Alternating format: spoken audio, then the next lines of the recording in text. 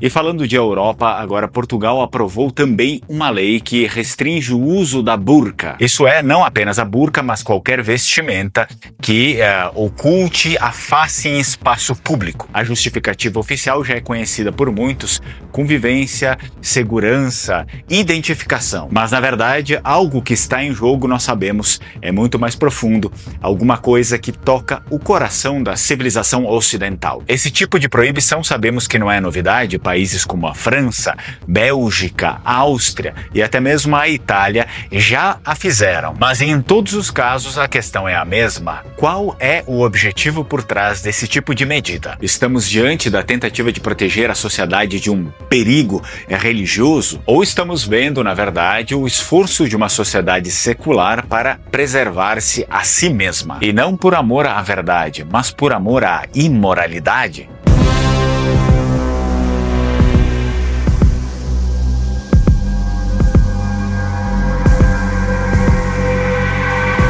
O Parlamento aprovou a proibição da utilização da burca em espaços públicos. A proposta do Chega avança com os votos de toda a direita. PS, Livre, PCP e Bloco de Esquerda votaram contra. Esta proposta que nós fazemos hoje foi inspirada na lei francesa, que ainda há pouco mencionaram que já está em vigor há cerca de 14 anos, e portanto a proposta do Chega é não permitir essa ocultação do rosto no espaço público, portanto seja hospitais, seja outros serviços que sejam públicos, mas há uma motivação fortemente ligada também às mulheres e aqui a assegurar também que os seus direitos de igualdade são respeitados em Portugal. O que é que representa esse hijab que tem colocado neste momento?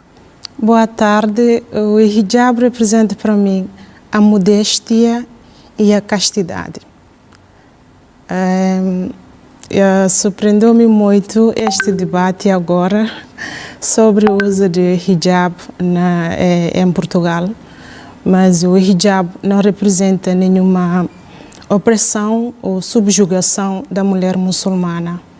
Hijab é um comportamento ou é uma forma das mulheres muçulmanas mostrar ou inculcar na sociedade a modéstia e a castidade. A verdade é que, se de fato a questão fosse mesmo religiosa, haveria uma justificativa, ainda por mais impactante que fosse. Uma nação cristã que é convicta na sua fé e, por conta disso, acredita em Cristo, óbvio, como seu único salvador e, assim sendo, rejeita qualquer outro tipo de doutrina. Porém, o que se vê na Europa não é nada disso, é outra coisa. Essas proibições, para dizer o mérito, não nascem pela paixão a Cristo ou para preservar a fé, mas a tentativa de preservar um Estado e uma cultura moderna que se diz laica e livre, principalmente de religiões. Uma neutralidade que, por aquilo que estamos vendo dia a dia, se transformou, infelizmente, num vazio completo. Mas, para entender um pouco sobre essa crise, é preciso relembrar o que a Europa foi. Por séculos, a Europa foi o coração da cristandade. A fé moldava tudo: calendário, política, arte, o ritmo da sociedade. A religião não era, como hoje, um adereço individual, mas sim o norte da civilização. Nos séculos da Idade Média, quando o islamismo avançava pelo norte da África e por todo o Oriente Médio, claramente a Europa se unia sob a cruz. Foi, sem sombra de dúvidas, o cristianismo que deu unidade espiritual no continente. A defesa de Constantinopla, as cruzadas, a reconquista da Península Ibérica. Tudo isso nascia da convicção que a fé cristã não era apenas uma escolha privada, mas a verdade que dava sentido à ordem social. Por óbvio, o islamismo naquele contexto não tinha nenhum espaço na Europa. E veja bem, não porque fosse proibido como é hoje no sentido moderno, mas porque não havia espaço. A verdade é que o cristianismo ocupava simplesmente tudo. Tudo. Havia uma consciência clara de pertencimento de todos os povos europeus, uma unidade dos povos europeus na fé e também a ideia de uma transcendência única. E quando as pessoas creem em algo verdadeiro, então não existe nada que possa assustá-las ou inibi-las. Eu quero dizer então que, se olharmos para a Idade Média, qualquer um perceberá que o islamismo era combatido de jeito bélico fora do continente por uma questão territorial, Porém, a questão religiosa, ele simplesmente não existia dentro do continente. Ele era combatido de uma forma natural. Na Idade Média e até mesmo depois dela, um pouco depois, o contato com o Islã acontecia de uma forma um pouco mais complexa. Havia guerras, muitas guerras, mas também trocas culturais, diplomacia, comércio, filosofia. Isso significa que havia confronto, naturalmente, mas também convivência. Mas essa convivência, que hoje parece não mais possível,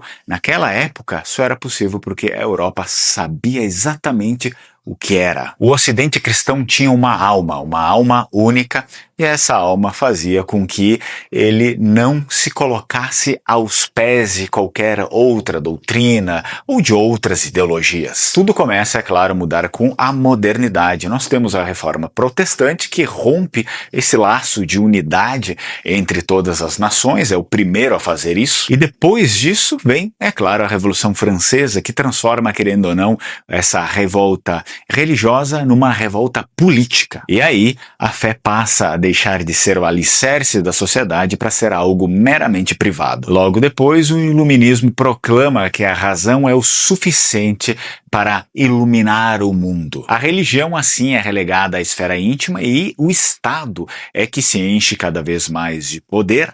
Política se enche cada vez mais de poder e vira o guardião da moral. A antiga cristandade, que via a verdade como algo objetivo e revelado, dá lugar à nossa civilização moderna, que entende a verdade como algo relativo e bastante subjetivo. O resultado, querendo ou não, se você é religioso, até mesmo um ateu consegue perceber isso, ou pessoas de outras religiões também, por que não, é que a Europa, o Ocidente em si, acabou deixando de ter uma alma. Tornou-se sim uma sociedade funcionalmente rica, tecnicamente avançada, mas espiritualmente, ou seja, essencialmente estéril. O problema disso é que uma sociedade sem alma agora já não sabe mais o que defender. O medo atual do islamismo, que levou vários desses países a legislarem contra símbolos do Islã, na verdade não é um medo do inimigo externo em si, como acontecia nas cruzadas. Esse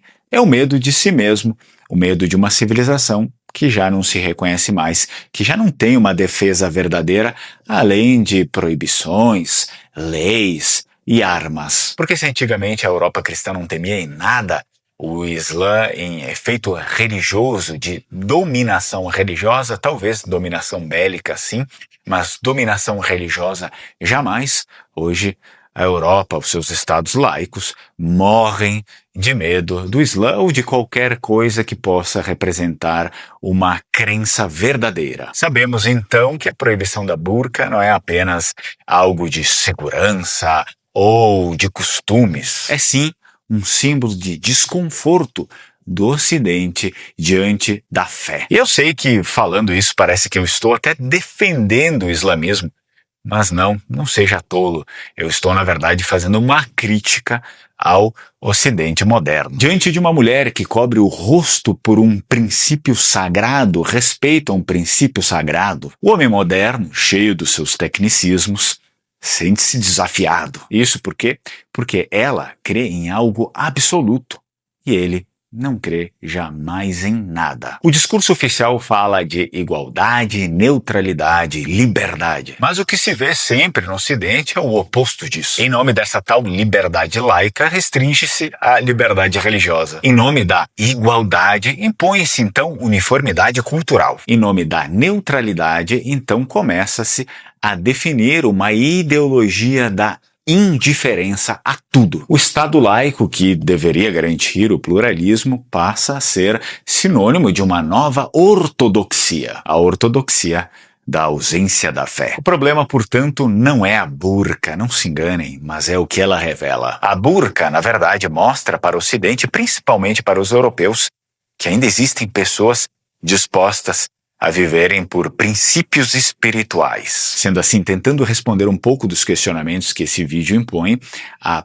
proibição contra a burca demonstra, na verdade, uma crise espiritual do Ocidente. O problema não é de fato o tecido que cobre o rosto, mas as outras pessoas que já não enxergam sentido algum espiritual em nada. O Ocidente, então, que um dia era a terra dos mártires, dos santos, hoje virou o lugar do tédio, o lugar do vazio e das dúvidas. Eu gostaria agora também da sua opinião. Você acredita realmente que essas proibições têm a ver em defender o cristianismo na Europa, tem a ver em defender os valores ocidentais na Europa, ou na verdade é tudo isso que eu acabei de mencionar agora?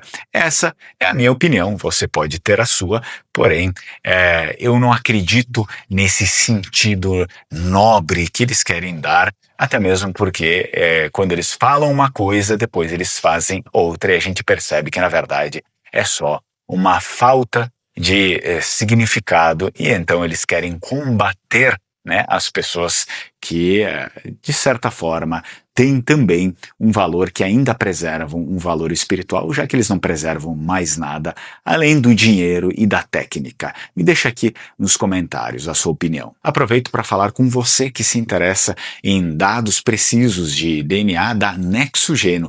Eles fazem uma análise completa aí dos seus dados de DNA e entregam as mais diversas informações, muito melhor do que vários sites aí que se tornaram famosos e que acabam entregando pouca coisa.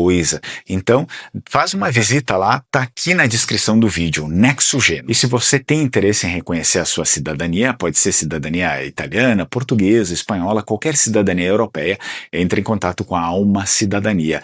Fala com eles, diz que entrou em contato através do canal Linguamare e você vai ter aí um atendimento especial relacionado a preços. E caso você tenha origem vêneta, lá do norte da Itália, eu te convido a vir estudar língua vêneta comigo, língua dos nossos antepassados, importantíssimo.